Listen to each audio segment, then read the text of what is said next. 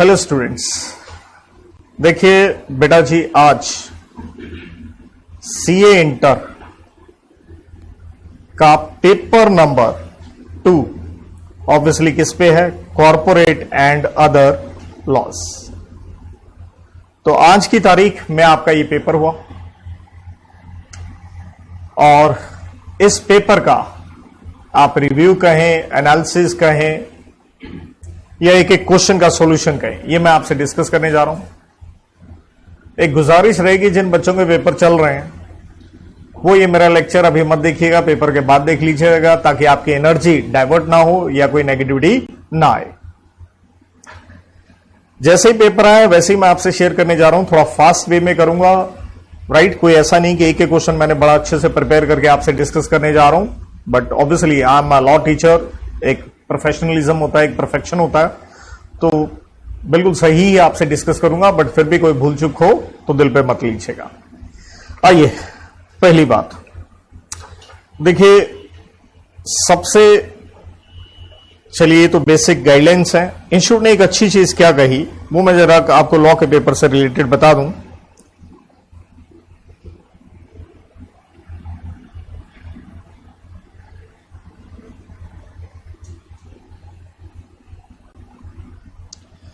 चाहे लॉ का पेपर है, इंस्टीट्यूट ने साफ कहा working notes shall be part of your what answer, जिसका मतलब है चाहे लॉ का पेपर है, जहां आपको लगता है कि कोई प्रिजम्पशन ली जा सकती है, तो बिल्कुल आप दो व्यूज के साथ अपना क्वेश्चन पेपर अटेम्प्ट कर सकते हैं। नेचुरल है, पेपर हुआ, आज ही मैं डिस्कस क्यों कर रहा हूं, तुरंत ही डिस्कस क्यों कर रहा हूं पेपर? क्योंकि जिन बच्चों का पेपर होना होता है उनमें एक क्यूरियोसिटी होती है, यार आज लॉ का पेपर हुआ है, मैंने भी तैयारी कर रखी है, कैसा पेपर आया, तो फटाफट मेरे को कुछ क्या मिल जाए उसका रिव्यू। तो ऑब्वियसली जो बच्चे मुझसे पढ़ते हैं, ऑब्वियसली मैंने हमेशा क्लास में कहा कि भाई लॉ का पेपर है, प्रिजम्पशन हो सकती है, बिंदास होके दीजिए, दो व्यू भी अपना आंसर आप दे सकते हैं। देखिए, आप सारे जानते हो क्वेश्चन नंबर 1 क्या होता है? कंपल्सरी होता है और ओपन चॉइस होती है। अगले 4 में से कितने करने होते हैं आपने? 3 प्रश्न। आइए, पहला प्रश्न आपकी स्क्रीन पे है। कहते हैं जी, आप एक पब्लिक कंपनी है, ये कुछ आपके मेंबर्स की डिटेल है। देखिए, सबसे पहले अगर मैं इस पेपर का थोड़ा सा एनालिसिस दूं, मैंने इससे पहले भी जितने एनालिसिस दिए हैं या जो भी मैंने बात करी है, मैंने हमेशा एक चीज आपसे डिस्कस करी है, स्पेशली जो बच्चे पढ़ते हैं, कि जो पेपर आ रहे हैं वो बिल्कुल सर्जिकल स्ट्राइक के रूप में आ रहे हैं, बड़े ही इन डेप्थ, जिसे कहते हैं, अगर आपने बड़े तसल्ली से परफेक्शन के साथ पढ़ा तभी आप अच्छे से क्या कर पाएंगे? अटेम्प्ट। अगर आप मोटे मोटे पढ़ के चले गए हैं, इंपॉर्टेंट क्वेश्चन, जैसे पेपर से पहले बच्चे कहते हैं सर इंपॉर्टेंट क्वेश्चन दे दो, सब पास होना सिवाय फ्लूक के कुछ नहीं होगा, किस्मत के अलावा, राइट? तो इसलिए अच्छी स्टडी जरूरी है। तो मेन रिव्यू में यह आता है कि भाई सर्जिकल स्ट्राइक थी तो नेचुरल है, इससे आपके ऊपर एक प्रेशर, एक स्ट्रेस क्रिएट होता है कि मैं अपना पेपर 3 घंटे में कंप्लीट समय पे कर पाऊंगा या नहीं। इसलिए अच्छे अगर आप पढ़े हुए, अच्छी रिवीजन करी है, तो फटाफट आप अटेम्प्ट कर पाएंगे। तो पेपर उस लिहाज से लेंथी डेफिनेटली कहा जाएगा, क्योंकि आप देखिए क्वेश्चन नंबर 1 का ए पार्ट है, और ए पार्ट में अगर आप देखिए तो क्या लिखा है? 3+3 कितने नंबर का हो गया क्वेश्चन? 6 नंबर का क्वेश्चन हो गया है। 2 हिस्से हैं। पहली बात मैं बताऊंगा, ये क्वेश्चन बड़ा इजी था, क्लास में आपको करवाया भी हुआ है। क्वेश्चन क्या है? आप पब्लिक कंपनी है, कहता आप कन्वर्ट होना चाहते हैं किसमें? प्राइवेट में। पहली बात यह है, आपको प्राइवेट का लॉ आना चाहिए, सेक्शन 2 क्लॉज नंबर 68, जहां हम कहते हैं मैक्सिमम कितने लोग हो सकते हैं? 200, लेकिन 200 की काउंटिंग में हम ज्वाइंट होल्डर को लेके चलते हैं 1, और एम्प्लॉय जो होते हैं, चाहे वो पास्ट हो या क्या हो, प्रेजेंट हो, हम उसे कंसिडर नहीं करते हैं, एक्सक्लूड करते हैं। और कन्वर्ट करने के लिए बेटा एक प्रोसीजर होता है, जो हम कहां फॉलो करते हैं? Section number 18। 3 पॉइंट है, मेमोरेंडम, आर्टिकल, ऑल्टर, आरओसी को फाइलिंग करना, और एक नया आपको सर्टिफिकेट ऑफ इनकॉर्पोरेशन मिल जाएगा, लेकिन पुराने डेट डूट पे कोई फर्क नहीं पड़ेगा। उसने कहा प्राइवेट में कन्वर्ट करना है, कहता बताइए क्या हम कन्वर्ट कर पाएंगे? तो हमें मेन पॉइंट देखना, 200 लोग की काउंटिंग करनी है। डायरेक्टर एंड देयर रिलेटिव लेंगे? बिल्कुल। एम्प्लॉयज को लेंगे? नहीं। एक्स एम्प्लॉयज को लेंगे? नहीं। ज्वाइंट होल्डर है, उनको क्या मानना होता है? 1, तो आप मानेंगे इसे 7, और अदर है 137। इन सभी का आप टोटल करेंगे तो ये आ गया 162। तो आप कहेंगे बड़े प्यार से कन्वर्जन किया जा सकता है, क्योंकि मैक्सिमम नंबर ऑफ मेंबर्स की लिमिट का यहां वायलेशन नहीं हो रहा। सेक्शन 18 भी आप लिख के आइए। और क्योंकि दूसरे पार्ट में क्या लिखा है, whether existing members need to be reduce, नहीं, क्योंकि 200 से ज्यादा ये क्रॉस हो ही नहीं रहा है। देखिए अगला जो प्रश्न है, मैंने बिल्कुल इस अटेम्प्ट के लिए क्लास में बड़ा स्ट्रांगली कहा था, क्योंकि अमेंडमेंट था सेक्शन नंबर 135 में, जहां हम डील करते हैं कॉर्पोरेट सोशल रिस्पॉन्सिबिलिटी के ऊपर, CSR। तो कहता कंपनी बनी है 1 अप्रैल 2019 को, और हमें मालूम है CSR का सेक्शन कब लगता है, जब 3 लिमिट में से कोई एक लिमिट लगे। उनमें से एक लिमिट होती है कि नेट प्रॉफिट आपका कम से कम कितना हो, 5 करोड़ अगर पिछले साल हो गया तो आपको इस साल CSR कमेटी बनानी पड़ेगी और उसका कंप्लायंस करना ही पड़ेगा। लेकिन ध्यान दीजिएगा, यहां क्वेश्चन में क्या था, आपको प्रॉफिट दिया है बिफोर टैक्स और क्या दिया है, आफ्टर टैक्स। तो बड़ी बात क्या थी, मैंने बहुत स्ट्रांगली क्लास में ये चीज कही थी कि भैया नेट प्रॉफिट कैसे निकालना है, उसको निकालने का तरीका कौन सा है, जो सेक्शन नंबर किस में दिया है, 198 में। और 198 में क्या पढ़ के आते हैं, ये भी मैंने कहा था आप अकाउंट्स में पढ़ते हैं, फाइनल अकाउंट्स ऑफ कंपनीज में जब पढ़ते हैं तो आप मैनेजरियल रेम्युनरेशन निकालते होते हैं अंडर सेक्शन 197, और वो रेम्युनरेशन की 11% की लिमिट नेट प्रॉफिट पे लगती है। और नेट प्रॉफिट कैसे निकालना है वो हम कहां पढ़ते हैं, 198 में। तो ध्यान दीजिए, ऑब्वियसली क्लास में मैंने 198 भी करवाया था, लेकिन मैं बार बार ये कहता हूं कि अकाउंट्स में आप बड़े क्वेश्चन इसके ऊपर क्या करके आते हैं, सॉल्व करके आते हैं।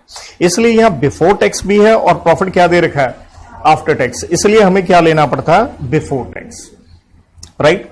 तो ऑब्वियसली आपकी ये लिमिट्स यहां पे बन रही हैं 5 करोड़ वाली, आपको CSR का कंप्लायंस करना पड़ेगा। बस यही पूछा गया, बताइए कितना मिनिमम अमाउंट CSR के ऊपर डालना पड़ेगा फाइनेंशियल ईयर कौन से में, 21-22 में। तो हम क्लियरली पढ़ते होते हैं कि आपने कंट्रीब्यूशन करना है 2%, लेकिन 2% किसका, एवरेज नेट प्रॉफिट का। और एवरेज नेट प्रॉफिट किसके लेने हैं, ऑफ पिछले 3 साल के लेने हैं। लेकिन अगर कंपनी को बने हुए 3 साल नहीं हुए हैं, जैसे यहां कितने साल हुए हैं, 2 हुए हैं, तो हम एवरेज किसका लेंगे, इन दोनों का। और हमें कितना कंट्रीब्यूशन डालना होता है, ये एवरेज लीजिए, उसका 2% हमें सॉल्व करके दिखाना था। बस इतना सा ये प्रश्न था। और कितने नंबर का है, 3 नंबर का। तो यहां देख रहे हैं आप, क्वेश्चन ए था जो 6 नंबर का था, मैं कहूंगा आसान था। बी वाले में जिस बच्चे ने क्या इग्नोर किया होगा, 198, तो वो पक्का यहां पे क्या हुआ होगा, डेफिनेटली कंफ्यूज हुआ होगा कि क्या ये सेक्शन लगेगा भी या नहीं। बढ़ते हैं अगला प्रश्न। अगला जो प्रश्न है ये हमारा प्रेफरेंस शेयर के ऊपर है। देखिए ये है प्रेफरेंस शेयर, रिडीमेबल होते हैं। कहां पढ़ते हैं हम, सेक्शन 55 में पढ़ते हैं। और 20 साल में क्या होते हैं, रिडीमेबल होते हैं। और कहता है ये रिडम्पशन होनी थी 10 साल के अंदर अंदर, लेकिन कोविड की वजह से कंपनी की पोजीशन खराब है, ना वो रिडीम कर पा रही है, ना ही क्या पे कर पा रही है डिविडेंड। तो हम एक प्रोविजन पढ़ के आते हैं, अगर आप प्रेफरेंस शेयर का पैसा प्लस अगर प्रेफरेंस डिविडेंड नहीं दे पा रहे हो तो आप क्या कर दो, नए प्रेफरेंस शेयर आप इशू कर सकते हैं, उसके बदले में कर सकते हैं। लेकिन इसके लिए 2 कंडीशन होती हैं, 3/4 इन वैल्यू का हो या 75% कह लो। प्रेफरेंस शेयर होल्डर की क्या लेनी पड़ती है, कंसेंट। साथ में आपको ट्राइब्यूनल NCLT की क्या लेनी पड़ती है, अप्रूवल। तो हुआ क्या, कहता कंसेंट दी है, 70% इन वैल्यू ने दी है, तो पहली कंडीशन क्या हो गई, फेल। तो आप नए प्रेफरेंस शेयर इन ल्यू दे नहीं सकते। माना कहता आप ट्राइब्यूनल के लिए अप्रूवल के लिए अप्लाई किया है, will the petition be approved, तो हम क्या कहेंगे, the answer is no. Can the company include the dividend unpaid in the above issue of, नई जो शेयर इशू करेंगे, यस मैंने आपको कह दिया कि डिविडेंड भी आपने नहीं दिया तो उसके बदले भी आप क्या दे सकते हैं, नए शेयर दे सकते हैं। तो ध्यान दीजिए, इंस्टीट्यूट जब प्रश्न पूछ रहा है तो वो अलग अलग चीज, क्या डिविडेंड इसके अंदर आएगा नहीं, पर टेक्निकल लेवल में जाके पूछ रहा है। और ध्यान दीजिए सिर्फ कितने नंबर का प्रश्न है, 3 नंबर का। बड़े बड़े ऐसे कोई प्रश्न हमें नहीं, मतलब मार्क्स के हिसाब से नहीं दिखते हैं, वरना देखिए पढ़ने में साइज देख लीजिए क्वेश्चंस का क्या है, बड़ा ही है। जैसे सी पार्ट में अगर आप देखते हैं 2 पार्ट हैं, लेकिन कितने नंबर के हैं, 2-2 नंबर के हैं। ये प्रश्न है हमारा कॉन्ट्रैक्ट एक्ट के ऊपर। कहता रामू जो है उसने अथॉरिटी दी है प्रेम को, जा बेटा सामान खरीद ला मार्केट रेट पे। तो रामू हो गया प्रिंसिपल और प्रेम क्या हो गया उसका एजेंट। लेकिन एजेंट को माल किस पे खरीदना चाहिए था? मार्केट रेट पे। क्या उसको पावर थी हाई रेट पे खरीदने की? नहीं, उसने खरीद लिया। लेकिन रामू जो प्रिंसिपल है, शरीफ आदमी है, उसने कहा चल बेटा कोई बात नहीं, तू ले आया, मैं रख लेता हूं। लेकिन बाद में रामू प्रिंसिपल को पता चलता है अरे ये तो बड़ा ही नालायक एजेंट है, क्योंकि इसने अपना सामान ही मुझे बेच दिया, वो भी किस पे? हाई रेट पे। तो एज एजेंट आपने अपना फर्ज पूरा नहीं किया। क्या रामू बाउंड बाय रेटिफिकेशन है? तो देखिए हम रेटिफिकेशन पढ़ते हैं, सब्सिक्वेंट क्या कर देना? अप्रूवल। कि आपने कहा था मार्केट रेट पे खरीद लो, अगला हायर पे लिया, फिर भी आप शरीफ हो, आप बाद में अप्रूव कर सकते हो। रेटिफिकेशन पे लॉ पढ़ते हैं 196 से 200 सेक्शन तक। उसमें से हम पढ़ के आते हैं भैया सेक्शन नंबर 198 की रेटिफिकेशन की कंडीशन क्या है। हम ये पढ़ के आते हैं रेटिफिकेशन जो होना चाहिए with full knowledge of facts होना चाहिए, with full knowledge of facts. कहने का मतलब है प्रिंसिपल ने यहां रेटिफिकेशन किया, अप्रूव किया उसका एक्ट, लेकिन प्रिंसिपल को यह नहीं मालूम था एजेंट गलत आदमी है, अपना सामान ही बेच रहा है। तो क्या यहां पे प्रश्न ये है क्या रामू बाउंड होगा? The answer is no. अब ध्यान दीजिएगा, मैंने क्लास में बड़ा क्लियरली आपको ये क्या करवाई थी, ये सिंपली ये जो क्वेश्चन आया है, they are nothing but the copy paste what the facts of the illustration given under section what 198। तो इसलिए ऑब्वियसली लिखने का तरीका भी पेपर में क्या होना चाहिए? The facts of the problem are similar to the illustration given under section 198। Copy paste class में करवाया हुआ ये आपको आया, बस सिर्फ क्या करता है इंस्टीट्यूट नाम बदल रहा है। देन अगला भी कॉन्ट्रैक्ट एक्ट पे प्रश्न है और ये कहता है हरि ने ऑथराइज किया भरत को, एक मर्चेंट इन मुंबई को, कि भाई बेटा जा मेरे ड्यूज रिकवर कर ला इस बांके से। लेकिन तो इसका मतलब क्या हुआ? भरत क्या बन गया? एजेंट बन गया। लेकिन भरत ने आगे क्या किया? एक दीपक जो कि एक वकील है उसको कहा भाई साहब रिकवरी के लिए आप केस करें इसके ऊपर। तो प्रश्न है एजेंट ने आगे एक एजेंट अपॉइंट कर लिया, तो प्रश्न ये है क्या ये सब एजेंट है या सब्सटीट्यूटेड एजेंट है? तो अगेन ये फैक्ट्स ऑफ द प्रॉब्लम क्या है? ये बिल्कुल कॉपी पेस्ट इलस्ट्रेशन है सेक्शन नंबर 194 की, जहां हमने पढ़ा था कि ये सिचुएशन किस चीज की बनी? ये सब्सटीट्यूटेड एजेंट बना, क्या नहीं बना? नॉट सब एजेंट। क्यों? अरे पहली बात एजेंट आगे एजेंट नहीं रख सकता, लेकिन आपने रिकवरी करनी थी, रिकवरी करने के लिए नेचुरल वकील चाहिए। तो एजेंट अगर वकील नहीं है तो उसे किसी और को आगे हायर करना पड़ेगा। तो बस ये आपको लिखना था। देन अगला प्रश्न देखिए, इसमें 3 नंबर का है और देखिए बड़ा क्यों हो जाता है, क्योंकि 3 पार्ट डाल दिए एक एक नंबर का, जिसे आप प्योरली ऑब्जेक्टिव कह सकते हैं। वैसे भी 30 नंबर का पेपर क्या है आपका, अरे भाई वैसे भी ऑब्जेक्टिव है, तो इसलिए थोड़ा लंबा चौड़ा हो जाता है। आपसे पूछा गया वैलिडिटी किसकी? नेगोशिएबल इंस्ट्रूमेंट्स की। कहता अगर पेमेंट कर दी गई है इंस्ट्रूमेंट की ड्यू कोर्स के अंदर, जो हम सेक्शन 10 में पढ़ के आते हैं, कहता बताइए क्या इंस्ट्रूमेंट एंड पार्टीज दोनों डिस्चार्ज हो जाएंगे? तो नेचुरल बात है, चेक है, बिल ऑफ एक्सचेंज किया, अगर पेमेंट हो गई है तो इसलिए दोनों के दोनों क्या हो जाने चाहिए? डिस्चार्ज हो जाने चाहिए। यस, हम कोट करें तो सेक्शन 82, रेड विद करना चाहें तो सेक्शन 10 आप कर सकते हैं। अगला आपने क्या किया? Rate of interest promissory note पे ऑल्टर कर दिया। कहता is not a material alteration, ये गलत जवाब है, इनकरेक्ट है। आप इंटरेस्ट रेट बदल नहीं सकते हैं और इसे हम पढ़ते हैं सेक्शन नंबर 87 में एज व्हाट? Material alteration. ब्याज का रेट बदला नहीं जा सकता। अगला आपने कन्वर्ट किया है ब्लैंक इंडोर्समेंट को किसमें? फुल इंडोर्समेंट में। कहता है is not a material alteration, does not require any authentication. Again the answer is same जो सेकंड का। यहां पे जो आंसर है वो है कि भाई ये करेक्ट है, क्योंकि हम ब्लैंक को किस में कन्वर्ट कर सकते हैं? फुल इंडोर्समेंट में कन्वर्ट कर सकते हैं। और अंडर सेक्शन 87 ये क्या नहीं है? नॉट मटेरियल ऑल्ट्रेशन, क्योंकि ब्लैंक कोई चीज है तो उसको आप फुल में कन्वर्ट कर सकते हैं। देयर आफ्टर देखिए ये क्वेश्चन कंपनीज एक्ट पे आता है। कहता है ब्यूटी लिमिटेड ने एक वर्किंग कैपिटल लोन लिया है, बैंक से लिया है और आपने गिरवी रखा है, हाइपोथिकेशन क्रिएट किया है स्टॉक के ऊपर, और एक instrument creating the charge. Obviously charges का चैप्टर आप चैप्टर नंबर 6 पढ़ के आते हैं सेक्शन 77 से 87 के अंदर। लेकिन कहता है company is not willing to register the charges. तो 77 में हम क्लियर पढ़ते हैं 30 दिन के अंदर आपको क्या करवानी होती है, रजिस्ट्रेशन, लेकिन कंपनी नहीं करवाना चाहती है। प्रश्न ये है, क्या ये जो बैंक है चार्ज होल्डर ये खुद करवा सकता है? The answer is what, yes, क्योंकि हम कहां पढ़ते हैं, सेक्शन नंबर 78 में पढ़ते हैं कि अगर कंपनी ना करवाए चार्ज होल्डर करवा सकता है।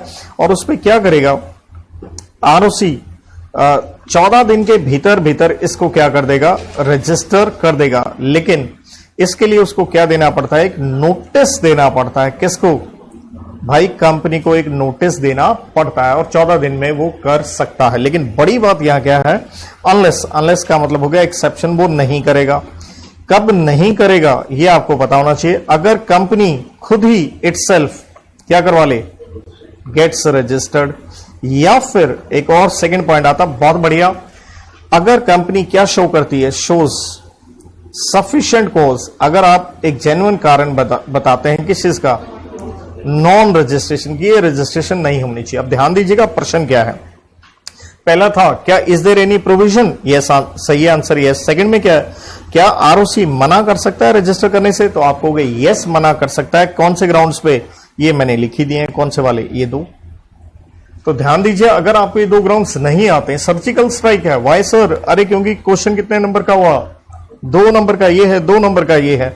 अगर आपको 2 पॉइंट ये आते हैं तभी आपको कितने मिलेंगे, पूरे के पूरे 2 नंबर। ब्यूटी ऐसे पेपर की क्या रहती है, ब्यूटी ये रहती है कि जनाब अगर इस तरह के क्वेश्चन आते हैं, परफेक्ट आंसर लिख के आते हो तो आपको मार्क्स क्या मिलते हैं, पूरे मिलते हैं। जैसे थोड़ा और लिखना चाहिए, ऑब्वियसली आप कहेंगे कि चार्ज होल्डर करवा सकता है, लेकिन रजिस्टर कब करवा सकता है, इफ अंडर सेक्शन 77 कंपनी क्या हो गया, फेल्स, कंपनी की तरफ से फेलियर है, रजिस्टर करवाने के लिए कितने दिन के अंदर, 30 दिन के अंदर, राइट, तो आप खुद करवा सकते हैं।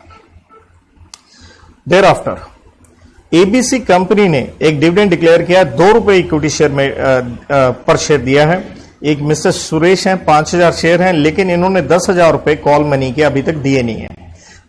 जब इसके पास 5000 शेयर हैं तो डिविडेंड 2 रुपए है, तो इनको डिविडेंड कितना मिलेगा, 10,000, लेकिन इनका कॉल इन एरियर पेंडिंग पड़ा है, कितना, 10,000। प्रश्न ये है, क्या ये कंपनी ये अमाउंट एडजस्ट कर सकती है? हम पढ़ के आते हैं सेक्शन 127 के अंदर कि डिविडेंड डिक्लेयर करने के 30 दिन के अंदर अंदर आपने क्या करना होता है, पे करना होता है, वरना क्या लगती है, पेनल्टीज। लेकिन हम एक्सेप्शन पढ़ते हैं कि पेमेंट का जरूरत नहीं है, और एक्सेप्शन क्या पढ़ते हैं कि भैया कोई अगर अमाउंट ड्यू है जो कंपनी ने लेना है, तो कंपनी डिविडेंड में से वो पैसा क्या कर सकती है, एडजस्ट कर सकती है। तो हम यहां कहेंगे whether the dividend payable to him be adjusted, the answer is what, yes, company से एडजस्ट कर सकती है। एग्जैक्टली कहें तो सेक्शन 127 में क्लॉज नंबर डी आती है। नेक्स्ट क्वेश्चन बढ़िया प्रश्न है, शायद कईयों ने उम्मीद नहीं करी होगी पेपर में इस चीज की। कंपनी को एक कम्युनिकेशन आता है सेंट्रल गवर्नमेंट से आता है कि भैया प्रिपेयर कीजिए periodical financial results and complete कीजिए अपना ऑडिट या लिमिटेड रिव्यू। डायरेक्टर्स ने ऑब्जेक्शन रेज किया है कि हम तो अनलिस्टेड कंपनी, हमें पीरियोडिकल रिजल्ट्स बनाने की जरूरत नहीं है।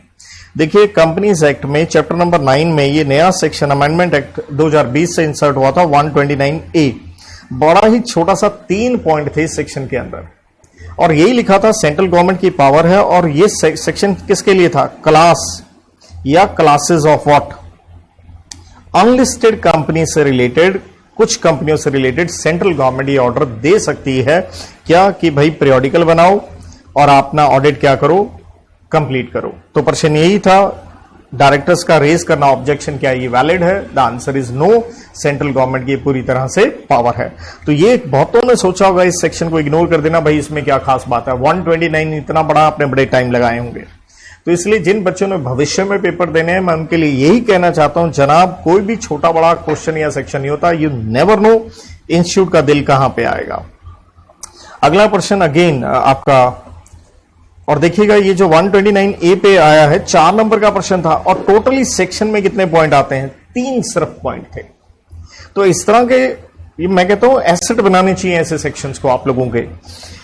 तो अगला प्रश्न 4 नंबर का है, और आप देख रहे हैं 4 पार्ट दे रखे हैं, कॉन्ट्रैक्ट एक्ट के ऊपर है, तो 4 में से कितने नंबर स्कोर कर सकते हो, 4। तो इस तरह का जब पेपर आता है, you may and up getting even 85-88 marks तक आप स्कोर कर सकते हो। और इस राइट, तो इसलिए लॉ के पेपर में तो सारा सेक्शन बेस्ड है। अगर आपने सारे सेक्शन अच्छे से याद किए तो भाई साहब आप डेफिनेटली बहुत अच्छे मार्क्स लेके आ सकते हो, क्योंकि प्रैक्टिकल नहीं है, क्योंकि आपकी एक कैलकुलेशन मिस्टेक हुई और पूरा क्वेश्चन क्या हो गया।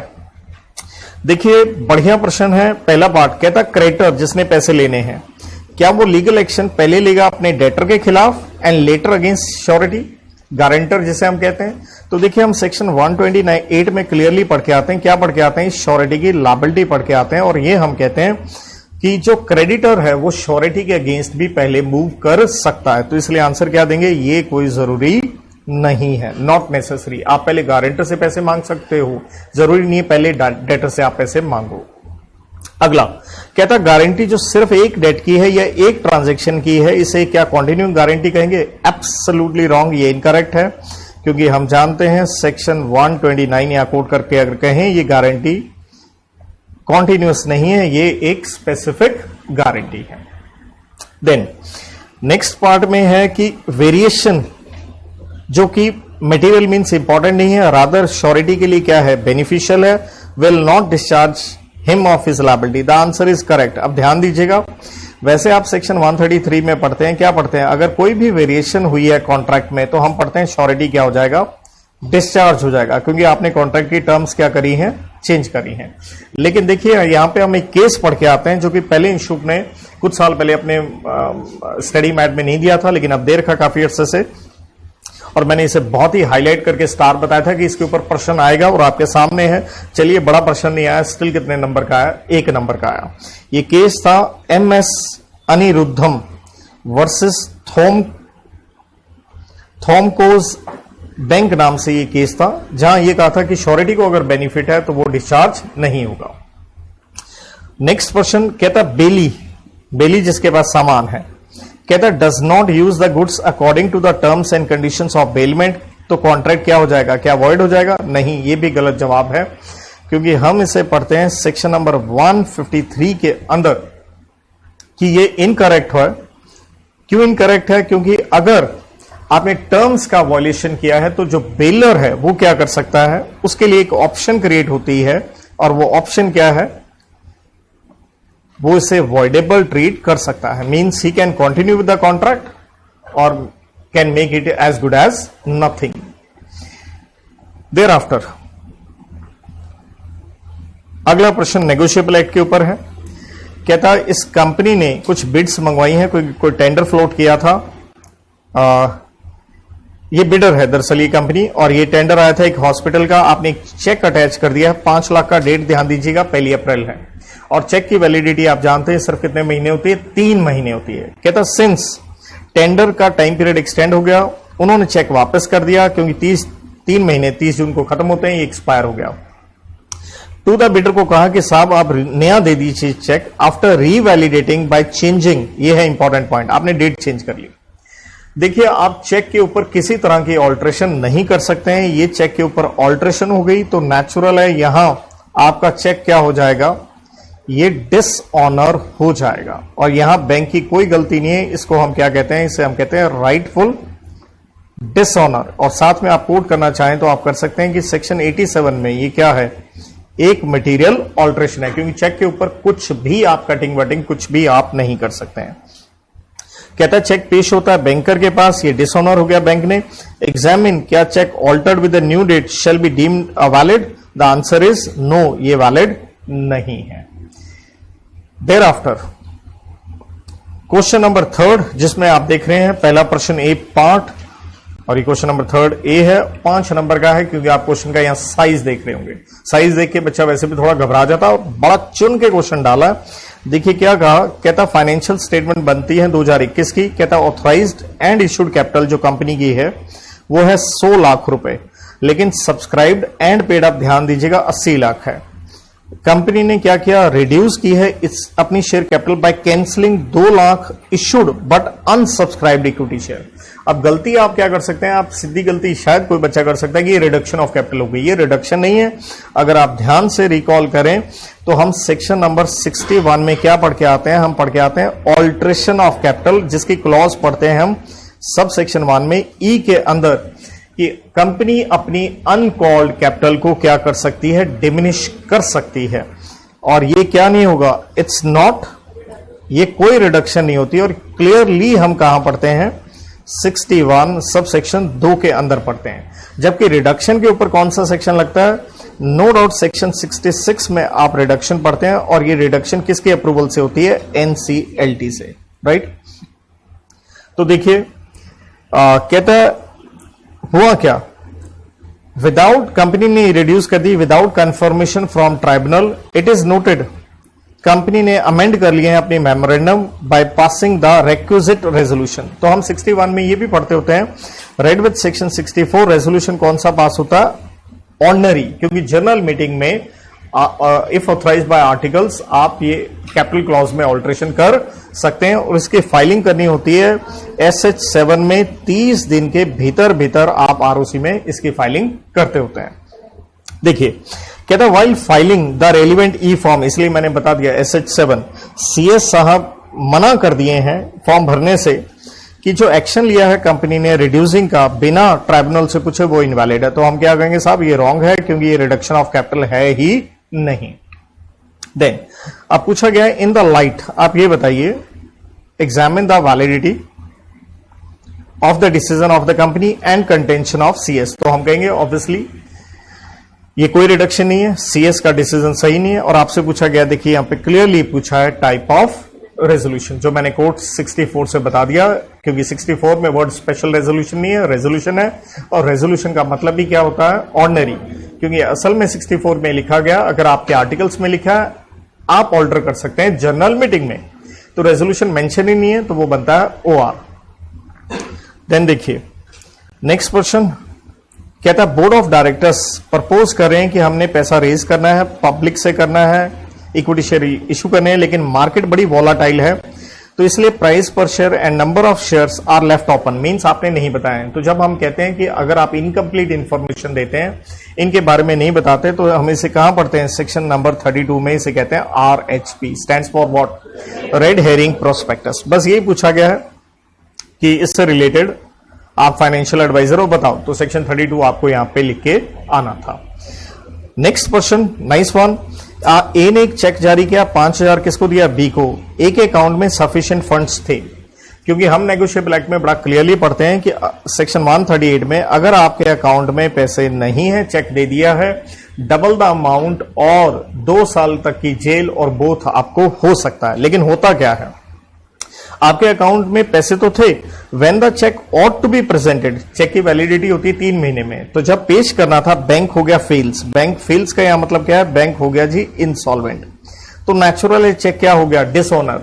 तो पर्सन ये है जो ड्रॉर है, तो ड्रॉर हम पढ़ते हैं 138 में लाबल हो जाएगा। तो ये पूछा गया क्या इज लाबल, तो देखिए यहां आपको क्या आना चाहिए था, इस पे आपको पता होना चाहिए था। हम पढ़ते हैं सेक्शन नंबर कौन सा, 84 में क्या पढ़ते हैं, माना चेक की वैलिडिटी होती है 3 महीने की, लेकिन अगर अनरीजनेबल डिले है, कि जैसे आप चेक लेके बैठे हुए हैं 2 महीने से कि 3 महीने का टाइम है, ले लेंगे पैसे, अगर अनरीजनेबल डिले है, इस दौरान अगर बैंक क्या हो गया, इंसॉल्वेंट हो गया, तो जनाब ड्रॉयर, जो ड्रॉर है जिसकी लायबिलिटी होती है, वो क्या नहीं होगा, वो लायबल नहीं होगा, चेक बाउंस हो जाए, क्योंकि गलती आपकी है, आपने चेक टाइम पे पेश नहीं किया। लेकिन क्या क्वेश्चन में यहां लिखा था बेटा कि आप टाइम पे गए हो या नहीं गए हो, 4 नंबर का क्वेश्चन है। तो इसलिए ऐसे क्वेश्चन में आपको क्या लेनी जरूरी है, इसे कहते हैं प्रिजम्पशन लेना। इसलिए आप अपने प्रिजम्पशन यहां दे करके अपना क्वेश्चन अटेम्प्ट करके आ सकते हैं, या आ गए होंगे कि भाई अगर अनरीजनेबल डिले है तो ड्रॉर क्या हो जाएगा, डिस्चार्ज हो जाएगा, लायबल नहीं होगा, वरना ड्रॉर क्या होगा, लायबल होगा। लेकिन एक इंपॉर्टेंट बात जो बच्चे शायद इग्नोर कर सकते हैं वो ये है, what do you mean by reasonable. Reasonable का यहां जरूर आपको सेक्शन 84 के साथ मीनिंग लिख के आना चाहिए, जहां थी 3 बातें। रीजनेबल डिपेंड करता है नेचर ऑफ इंस्ट्रूमेंट, भाई चेक है या क्या है, ऑब्वियसली यहां तो चेक था। यूसेज मतलब बिजनेस में परंपरा क्या है। Number 3 facts of each case, तो ये लिखना बड़ा यहां पे जरूरी था। अगला प्रश्न देखिए, आपसे पूछा गया कि अगर इफेक्ट ऑफ रिपील का मतलब होता है जैसे वो लॉ कभी था ही नहीं, अंडर GC एक्ट। ये बार बार क्वेश्चन इतनी बार आज तक आ चुका है, तो यहां पे स्ट्रेट वे आपका आंसर क्या है, सेक्शन 6 के अंदर देखिए आप दुनिया भर के पॉइंट पढ़ते हैं, 3 नंबर का क्वेश्चन था, तो अगर आप 3 पॉइंट भी लिखाए होंगे that will serve your purpose. Thereafter moving to question number 4, और यहां 2 पार्ट देखें, 3-3 नंबर के हैं। कहता एबीसी, और बड़ा जबरदस्त क्वेश्चन, इसे कहते हैं सर्जिकल स्ट्राइक।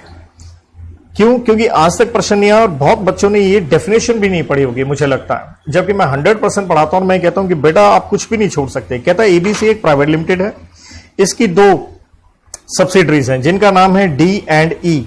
कहता है बताइए क्या डी और ई आपस में रिश्तेदार हैं, रिलेटेड पार्टी। तो रिलेटेड पार्टी की डेफिनेशन आप कहां पढ़ के आते हैं, सेक्शन 2 क्लॉज नंबर 76 के अंदर, जहां हम 9 सब क्लॉजेस पढ़ते हैं। उसके अंदर देखिए हम सब क्लॉज नंबर जो 8 पढ़ते हैं, जिसे मैं कहता हूं ग्रुप कंपनीज, कि ग्रुप कंपनीज में को सब्सिडरीज भी रिलेटेड पार्टी होती हैं। तो इसलिए, और उसकी ये एग्जैक्टली मैं अगर कहूं तो फर्दर इसका बी पॉइंट के अंदर यही लिखा हुआ है कि are they related party, the answer is yes, कि they are the related parties.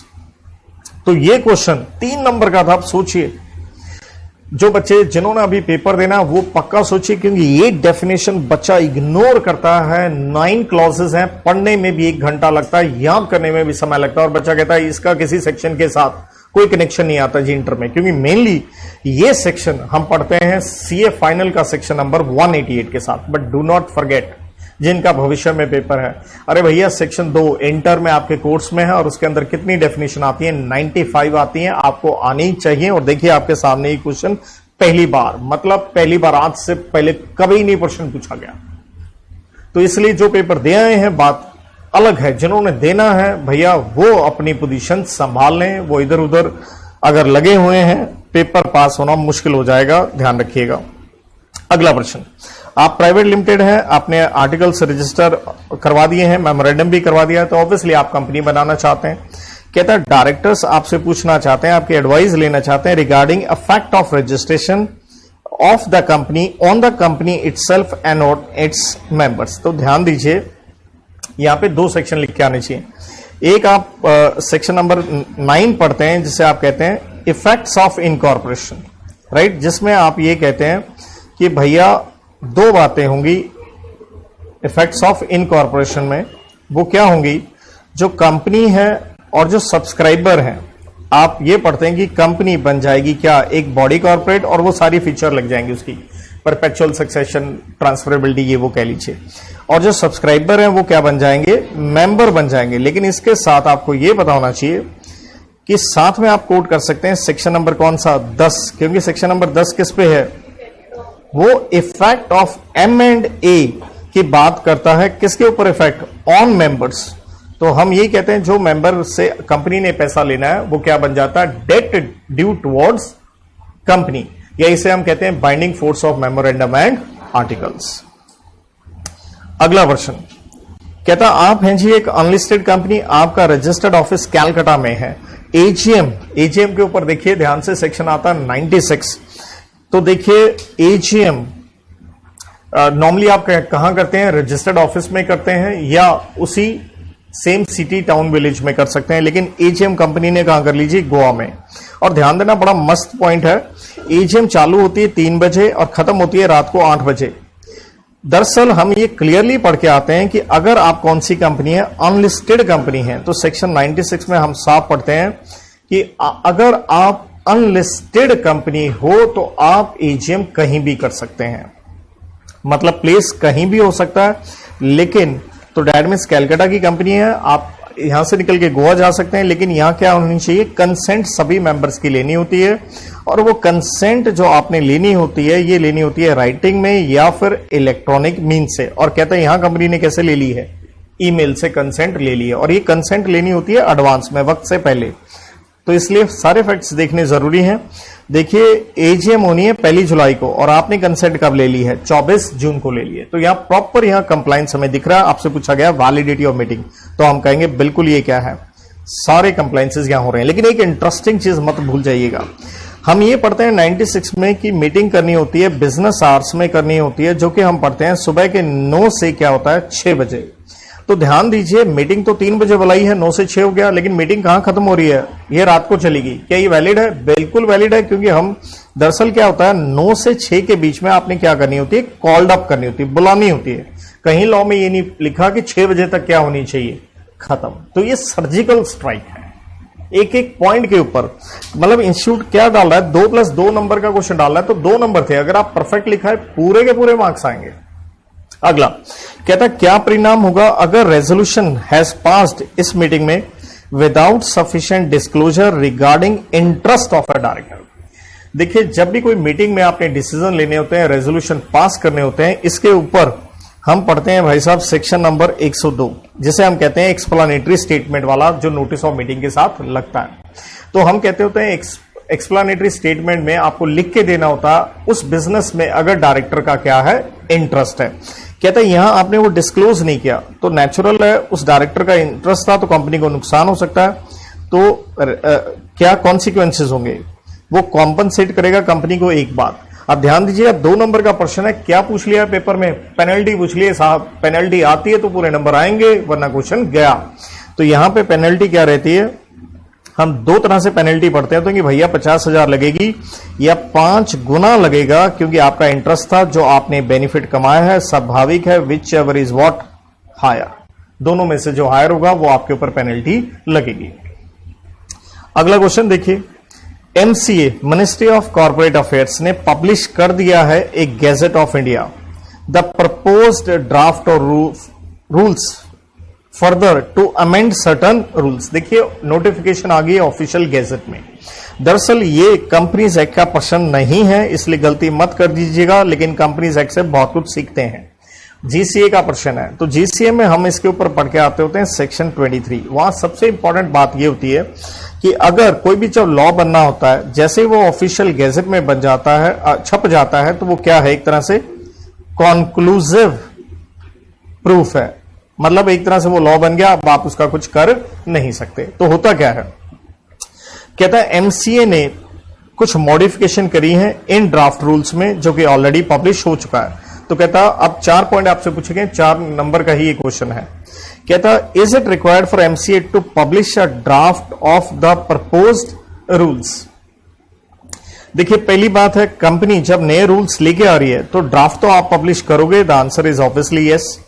कहता अगर कुछ इरेगुलरिटीज होती हैं पब्लिकेशन ऑफ ड्राफ्ट में, कैन इट बी क्वेश्चनड? तो जैसे मैंने अभी बताया कि अगर ये पब्लिश हो गया, ऑफिशियल गैजेट में छप गया, तो आप कुछ नहीं कर पाएंगे, क्योंकि ये क्या बन जाएगा? कॉन्क्लूसिव प्रूफ, क्योंकि वो लॉ बन गया। अब आप क्वेश्चन नहीं कर पाएंगे। Is MCA entitled to make suitable changes in the draft? Obviously आप अमेंडमेंट कर रहे हो, आप कर सकते हो। Is it necessary to republish the rules in the amended form when the changes made are ancillary to the earlier draft? तो अगर एंसिलियरी होता है तो हम क्या पढ़ के आते हैं? नहीं, आप ऐसा नहीं कर सकते। अगला प्रश्न डायरेक्ट है, क्या पूछा गया है? कहता बताइए एक्सप्लेनेशन जो सेक्शन के साथ लगती है, क्या वो वाइडन करती है एम्बिट ऑफ सेक्शन? तो मैं सिंपली आपको हमेशा क्या कहता हूं, एक्सप्लेनेशन के 2 परिणाम होते हैं, या तो वो क्या करेगी? टू इंक्लूड, या क्या करेगी? To exclude. तो एक्सक्लूड का मतलब है आपने सेक्शन का साइज क्या कर दिया? छोटा कर दिया। तो इसलिए क्या हमेशा वो वाइडर करेगी? ऐसा कुछ नहीं है। तो इसलिए हम क्या कहेंगे? ये कोई जरूरी नहीं है, क्योंकि 2 इंपैक्ट आपको पता होने चाहिए। कौन से वर्ड के? एक्सप्लेनेशन के। चलिए जरा कहानी आगे बढ़ती है, और अगला प्रश्न है प्रश्न नंबर 5, जिसका ए पार्ट भी 5 नंबर का है।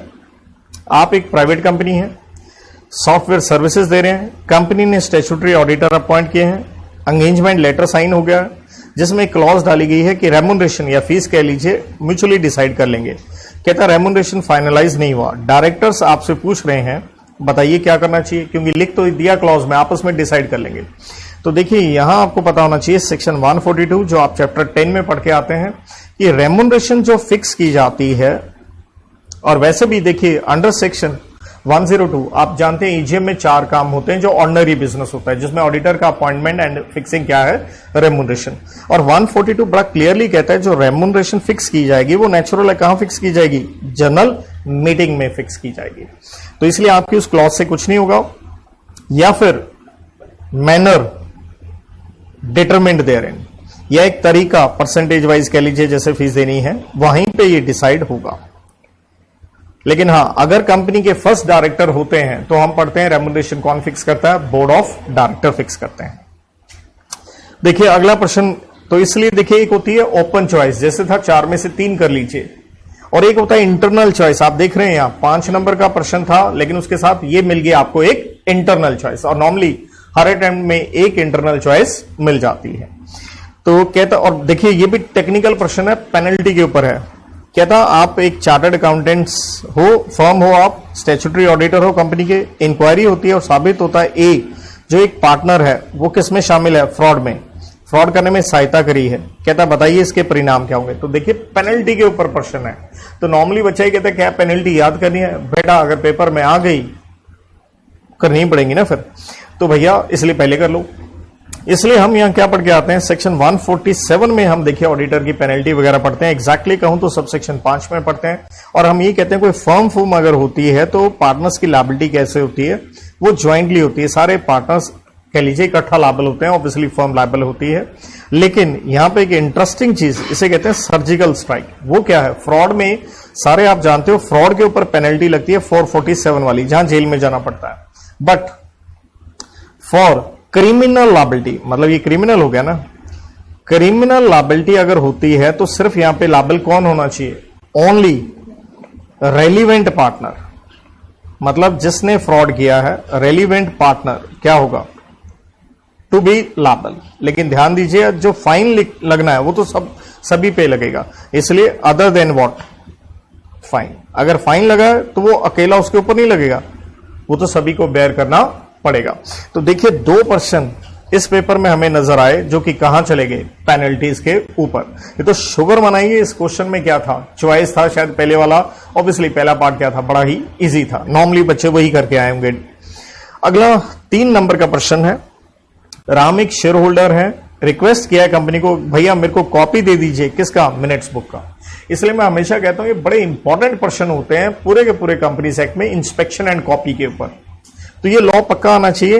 तो आप मिनट बुक मांग रहे हो, मिनट बनती है 118 में, और कॉपी लेने का हक आपको 119 में होता है, और मेंबर अगर रिक्वेस्ट करेगा तो उसको ये कॉपी देनी होती है 7 दिन के भीतर। स्वाभाविक है आपके ऊपर क्या लगेगी, फीस। तो ये पूछा गया क्या आप एंटाइटल्ड हैं as a shareholder, the answer is yes. Then अब देखिए डायरेक्ट प्रश्न, और मैंने ये क्लास में भी स्टार लिखवा के करवाया था कि भैया इस तरह से ये एक टफ क्वेश्चन आपके लिए बन सकता है, क्योंकि आपसे क्रेडिट रेटिंग की प्रोविजन पूछी गई है इलिजिबल कंपनी से रिलेटेड। नेचुरल है, ये हम कहां पढ़ते हैं, सेक्शन नंबर 76 में, जब आप पब्लिक से पैसा डिपॉजिट का क्या कर रहे हैं, रेज। 2 नंबर का है, बस ये शुक्र वाली बात थी कि 2-3 पॉइंट भी आते होंगे तो आप बच गए होंगे, लेकिन ये लॉ अच्छे से आपको आना चाहिए, जहां हम कहते हैं कि क्रेडिट रेटिंग जो आपने करवानी है एक एजेंसी से करवानी है। वो एजेंसी कौन सी होगी, ये वो होंगी जो एनबीएफसी के लिए आरबीआई ने अपनी डायरेक्शंस देते हुए जो बता रखा है उनके लिए वही होगा। और जब आप क्रेडिट रेटिंग लेते हैं तो कब करवानी होती है, ये हर साल करवानी होती है, और एक डीपीटी 3 नाम का आपको फॉर्म भरना होता है। और रेटिंग में आपकी क्या आनी चाहिए, मिनिमम इन्वेस्टमेंट ग्रेड रेटिंग जो होती है एफडी के लिए, कम से कम वो रेटिंग आपकी होनी चाहिए। तो ध्यान दीजिए 2 नंबर का था, 2-3 पॉइंट लिखाएंगे तो बात बन गई होगी, लेकिन देखिए भविष्य में ये प्रश्न 5 नंबर का भी, जिनका भविष्य में पेपर रहेगा, छोड़िएगा मत, ये सेक्शन इंपॉर्टेंट हमेशा रहेगा। अगला प्रश्न, आप हैं सच्चे, मतलब मिस्टर ट्रूथ हैं, आपके 100 बोरी ग्राउंडनट थे, कहां रखे हुए थे, एक फैक्ट्री में। फैक्ट्री किसकी थी, झूठे की, मिस्टर फॉल्स की।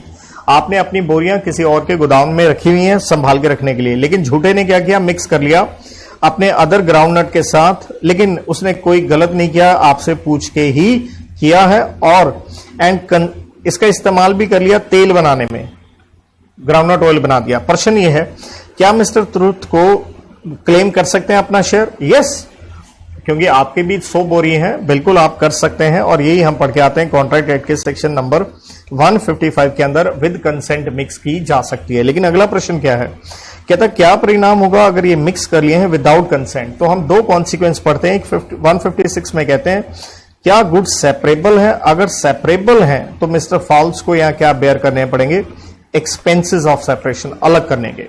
लेकिन अगर वो सेपरेबल नहीं है तो मिस्टर फॉल्स को यहां बेयर करना पड़ेगा loss in value of goods, क्योंकि आपकी मूंगफली अलग हो सकती है, अगले की अलग हो सकती है, वैल्यू में फर्क पड़ सकता है। अगला अगेन इजी प्रश्न है, कहता क्या परिणाम होगा प्रोविजो का। तो प्रोविजो के देखिए दो मतलब होते हैं, या तो प्रोविजो कंडीशन पुट करती है या क्या क्रिएट करती है, एक्सेप्शन। तो इसलिए प्रोविजो क्या करती है, रिमूव करती है स्पेशल केस। जैसे एग्जम्पशन एक्सेप्शन बना दी तो आप एक रिमूव करेंगे स्पेशल केस, किससे, from general enactment. Normal law से आप उसे अलग करते हैं, राइट। तो बस ये 3 नंबर का इस तरह से प्रश्न था। तो देखिए जितना फास्ट फटाफट पेपर आते ही मैं जो सॉल्व करके आपके सामने भाई मैंने कर करा दिया है। और फिर से यही गुजारिश है भैया, जिनके पेपर हैं चल रहे हैं वो मत देखिएगा, जिनके नहीं चल रहे हैं 100% देखिएगा, एंड जिनके पेपर चल रहे हैं best of luck for your next exams. Good luck, God bless, thank you.